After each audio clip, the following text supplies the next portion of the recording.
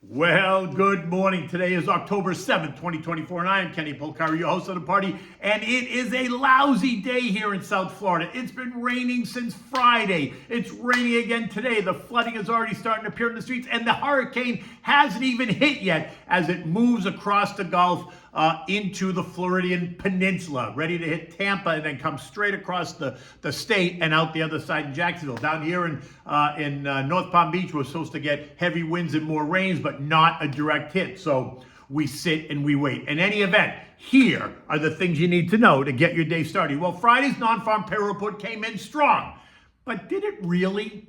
Bonds came under pressure, ascending the 10-year yield above 4% this morning. Oil rose, gold fell, and the dollar rose, all expected. Earnings is to kick off on this Friday. And what do we have at dinner tonight? We're having the pork chop pizzaiola, a delicious hearty meal. Okay, so stocks rallied hard on Friday after a much stronger than expected September jobs report, confirming that just maybe we're not going to have a landing at all, or it's going to be much softer than even expected.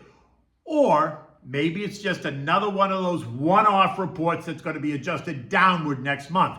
In either case, it is what it is. It was what it was. And the algos and trader types went risk on, taking stocks higher. While they did that, bonds and gold lost ground, while the dollar and oil gained ground. The Dow added 342 points or 0.8. The S&P's up 52 points or 0.9%. The Nasdaq up 220 points or 1.25%. The Russell gained 33 points or 1.5%.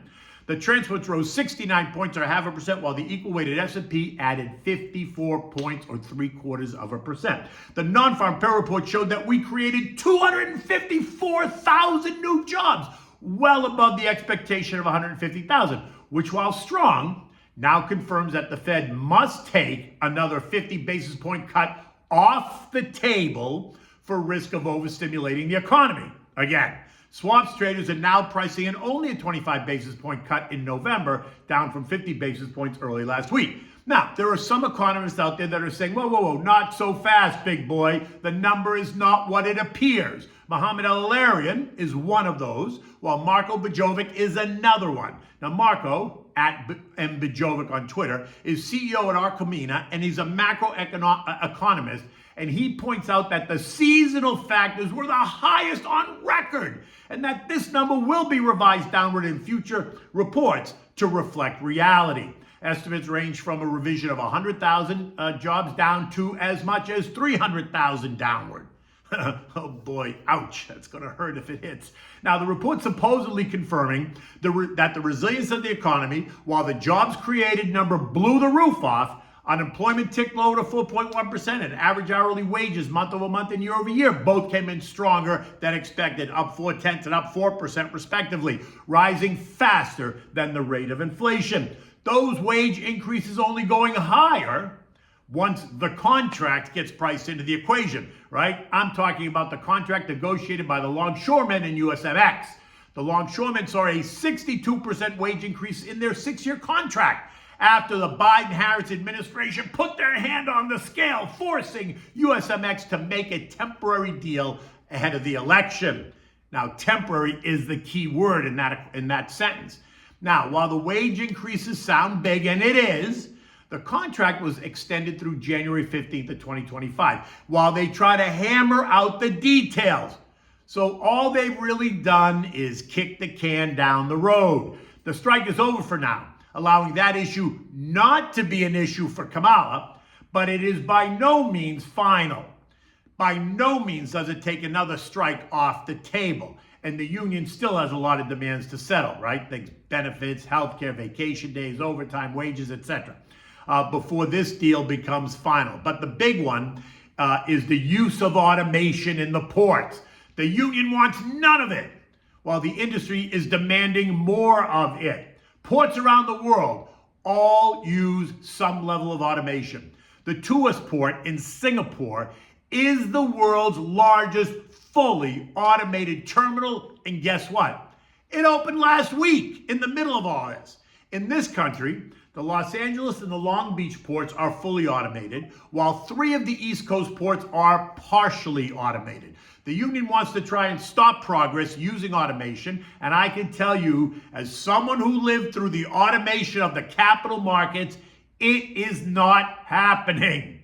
Automation is here, so get used to it. Change with it. Stop the fighting because you're going to lose, right? The pressure is too high. They've got too much money to spend, and that 62% wage increase you negotiated, that's only going to give fuel to that fire. But that's a whole nother story that we'll talk about at the next strike.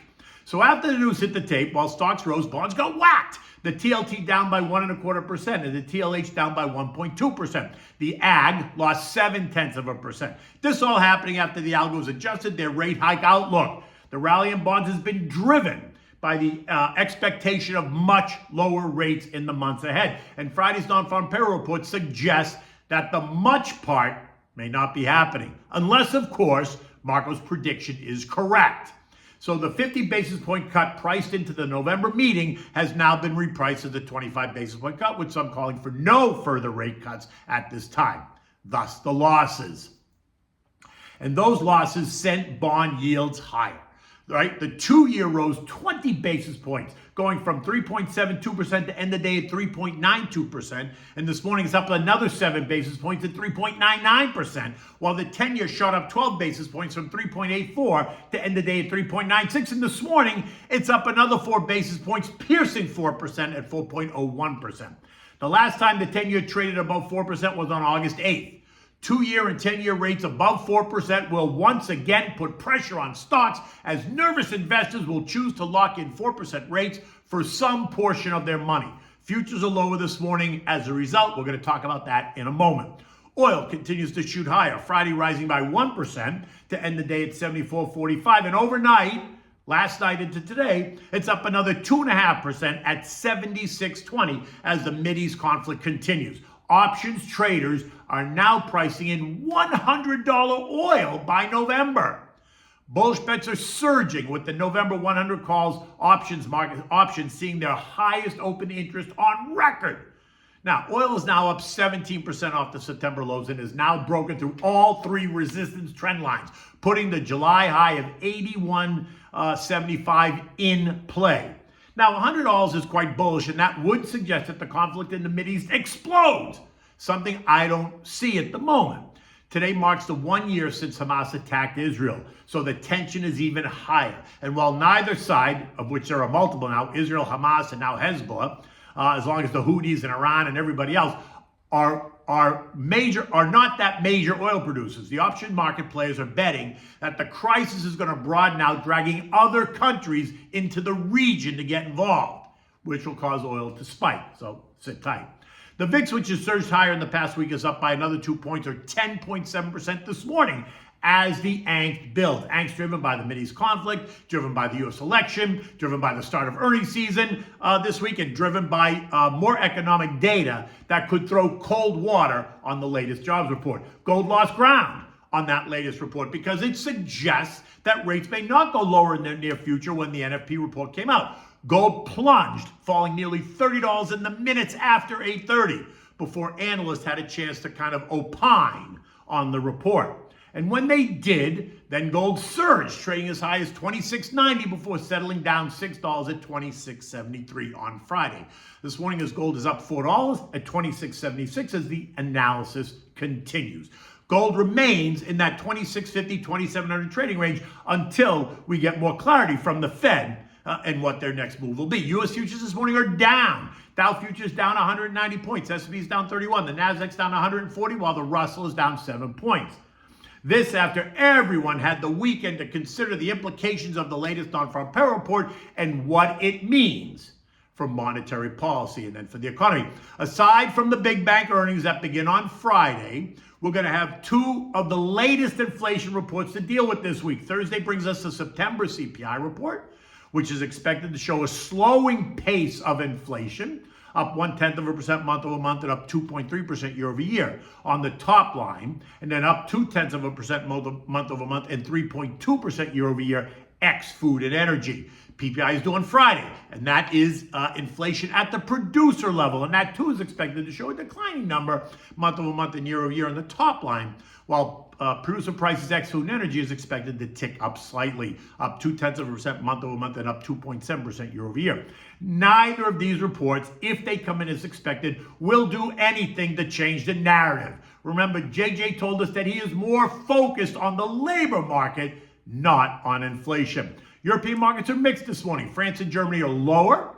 Italy is flat, while Spain and the UK are both up just a bit. Eurozone retail sales came in at plus 0.2% over the prior month, but in line with the latest poll. But ongoing analysis of the next U.S. move and the ongoing conflict in the Mideast are weighing on investor optimism across the zone. The S&P closed at 57.51, up 52 points on Friday, leaving us below the all-time closing high of 57.62, but clearly hitting some resistance, right? The number to watch now on the downside is 56.74, which was last week's low.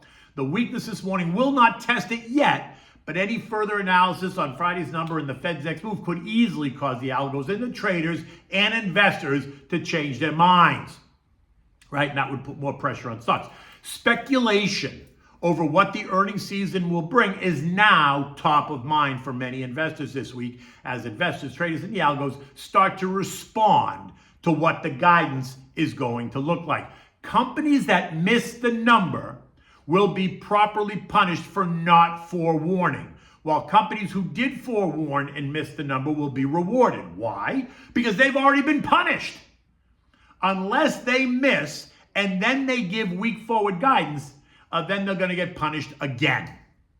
In the end, successful investing is a marathon. We keep talking about this. It is not a sprint.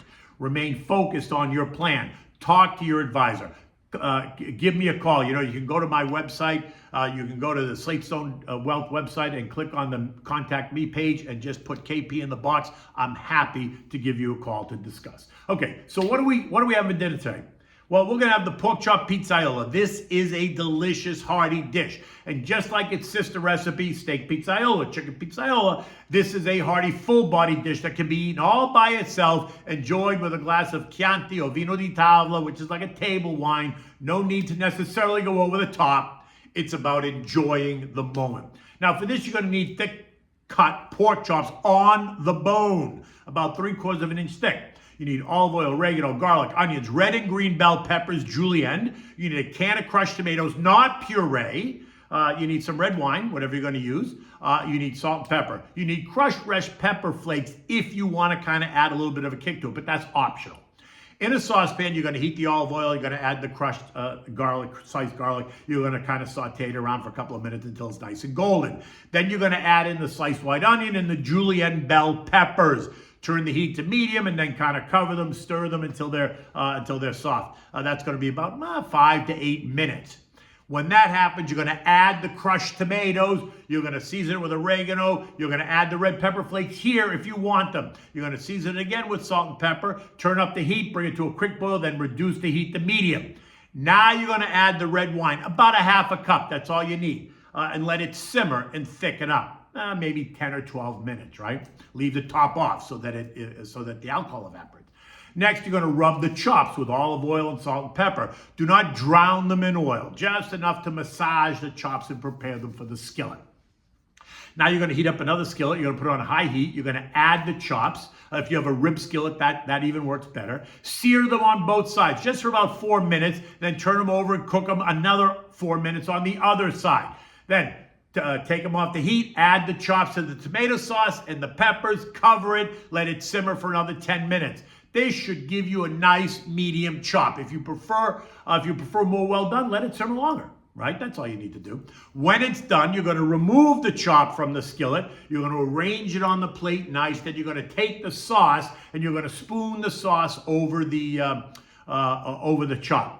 And you're going to serve this immediately. If you need it, you can serve it with a large mixed green salad. But honestly, this is just a full meal, so you honestly don't need anything else. And make sure you have the red wine to drink with it. You can use the same red wine you cooked with. If it's a simple vino di tavola, that's perfect. If it's something a little bit more fancy, go right ahead. In any event, Today is Monday, and it is kind of a lousy rainy day, and the week I think is going to be that way as well. I wonder if that foretells us how the market's going to react. In any event, until tomorrow, I am Kenny Polcari. Take good care.